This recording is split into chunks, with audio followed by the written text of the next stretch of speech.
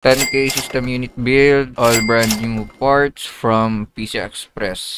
Sa CPU or processor, Ryzen 3 3200G with integrated graphics, syempre Radeon Vega 8, 4 cores, 4 threads, for only 3,400. May Ryzen stock cooler na rin. Then sa motherboard, MSI B450MA Pro Max, M80X na motherboard. Magandang upgrade patch siya since pwede mo ma-upgrade to 5000 series. I-update mo lang yung BIOS. Supported niya pa rin yung Ryzen 3 3200G.